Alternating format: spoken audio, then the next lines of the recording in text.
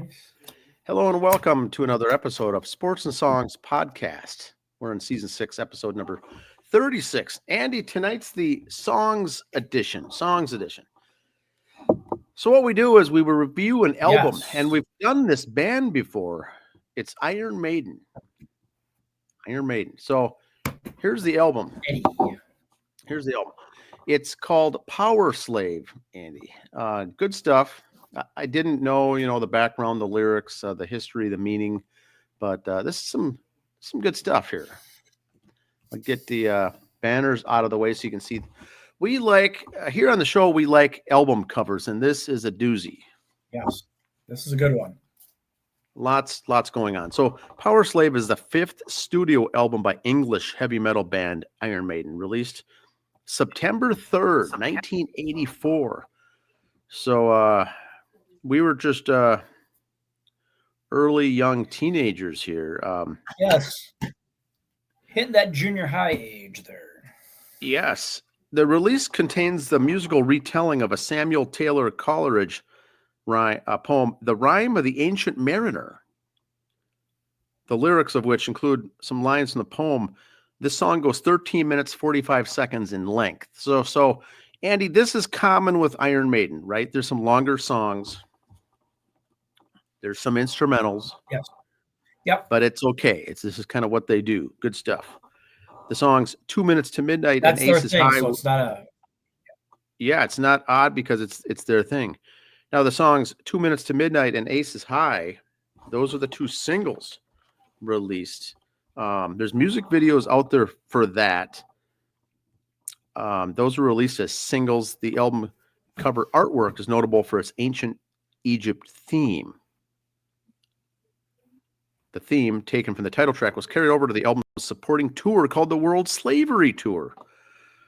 So, interesting. That began in Poland, 1984, widely regarded as being the band's longest and most arduous tour to date. And they went right in from there to the album Live After Death.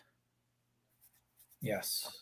All right, so here we go. The album's 51 minutes long, 12 seconds. Not surprising, longer stuff. Yep. They went down to Nassau, Bahamas to record this in the studio called Compass Point. We've done some album reviews where that studio was used. Yep. And here is the...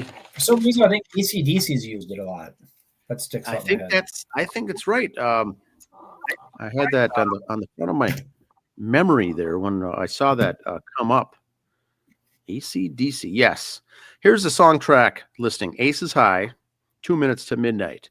Now, both of these are war-related battle songs, right? Yes. Good stuff.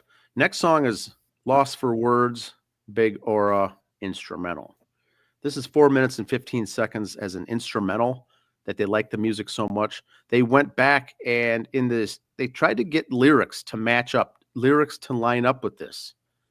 They didn't want it to be an instrumental, but there wasn't any. They couldn't find it, so they said, let's keep this as an instrumental and just go with it.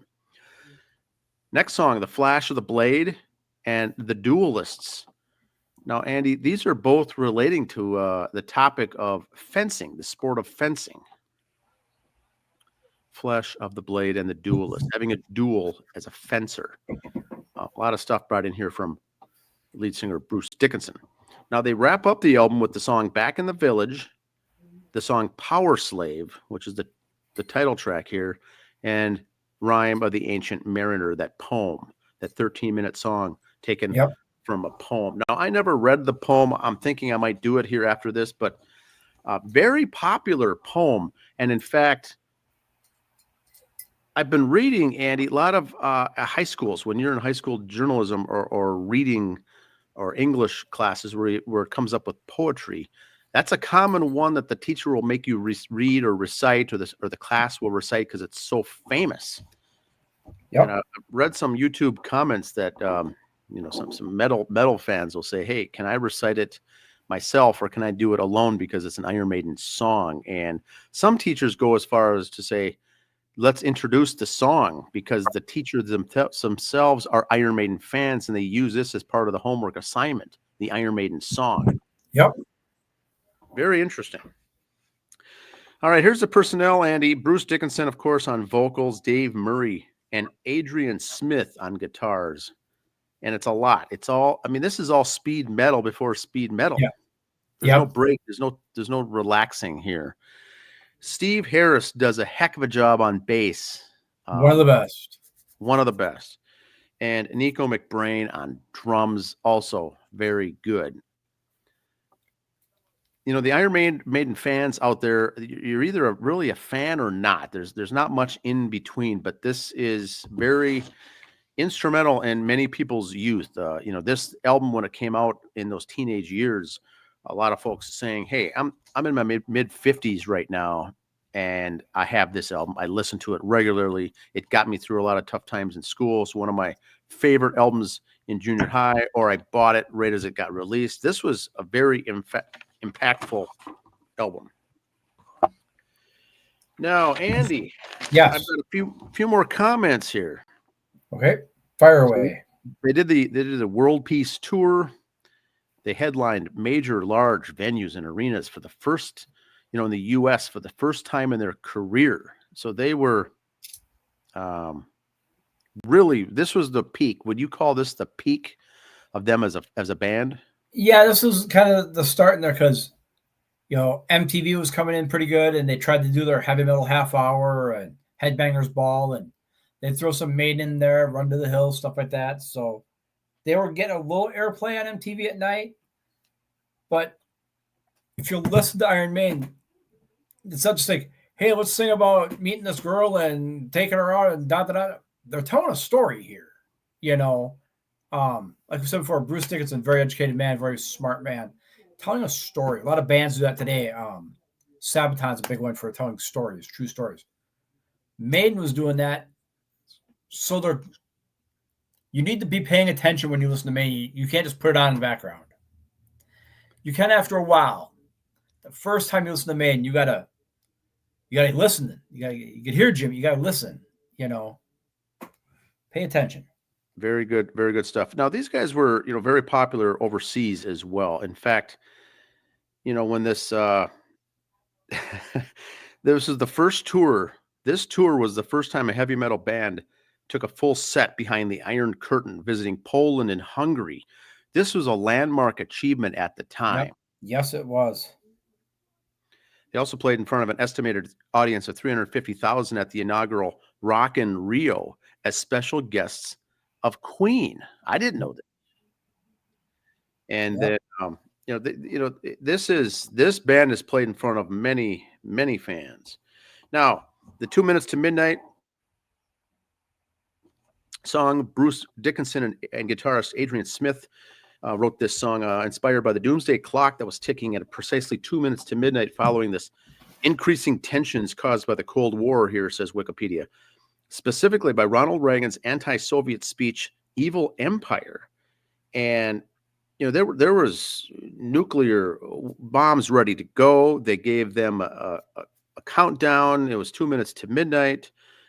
And so this is real history now as well, real life history. It said it only took them 20 minutes to write the song. Aces High, inspired by the Battle of Britain. Yep. Now, I may have to go back and watch that movie, 1976 British War, Battle of Britain. There's a movie about that. This is inspired by that, and really inspired also by Winston Churchill's 1940 speech, "We shall fight on the beaches." So if you get all the imagery, watch the videos for these, the imagery, the history, the lesson that's being taught in the background, the real life stories that these things are all about. Like I said, you can't just listen to it and, oh, I'm going to throw on something else. You got to do your homework here. Yep. Much like I've talked recently that I've gotten into Tool in the last couple of years. And the Tool is, I think, very similar to this. You're not going to like it unless you understand what's being done or what's being talked about and what's being said here and the heavy topics that it's talking about. But, you know, I may go back and watch this movie and also the song Back in the Village, Andy. It's written as a sequel to the 82 song The Prisoner. I didn't know that either. Yeah. Yeah, this is one of those tapes, like I said, You can't just put it in the car for a car trip and listen to it. No, unless you're And by yourself. And don't do it by yourself either, because you need to really be thinking and paying attention when you hear this music. So Powerslave, very good. It's narrated from the point of view of the Egyptian pharaoh wondering why he has to die. He, who was considered a god by his people, and was written by Dickinson as a partial allegory to his life as a rock star. I mean, you're considered a god by many people, and this kind of, what made me think of this is the Wasp concept album, the Idol, right? yep, It's kind of like that, how you rise to fame and everything's given to you, and you've got everything, and you got life, uh, you know, by the balls, and then it all comes crashing down. So very, very good stories and whatnot on this album. The cover artwork, of course, classic. But that's what I've got. That is the overview of it. It's a quick one. I mean, we're only 11 minutes in. Do you have anything else to add on this? yes. If you are a fan of Iron Maiden, you're a fan of this album. Locally here in the Twin Cities metro area, check out 2 Minutes to Maiden, Iron Maiden cover band. We're going to have them on tonight. Schedules didn't work. We do have them scheduled to be on in the future. So we'll do another Maiden album, have them on. But if you are a fan, 2 Minutes to Maiden, check them out. The number 2 Minutes to Maiden. So give them a listen. If you can find them in your area, you want to hear some Maiden tunes, because now you're all excited. You heard us review it. You just heard the album again. Oh, man, too bad I can't hear them live. Boom, here you go. Yeah, there are some Maiden tribute bands out there now in the mix. 2 Minutes to Maiden. I am excited about seeing them now. I will give this album a listen to a few more times, and I want to see those guys live. I can't, imagine playing this, whether it's the drums, the bass, guitar, the vocal. Right. I can't imagine myself as a non-musician playing any of this stuff and getting it all right. It's top notch. Well, we'll see you next week. Next Thursday, we'll do another album review here. We've surpassed the 250 album review list. Wow. We've hit the milestone, 250 album reviews since we began as a podcast. So we'll keep crunching them through and cranking them out and moving on. It's fun stuff. It's very educational, as we say. Yes. We're here to educate, right? Yes. All right. See you next time. Bye.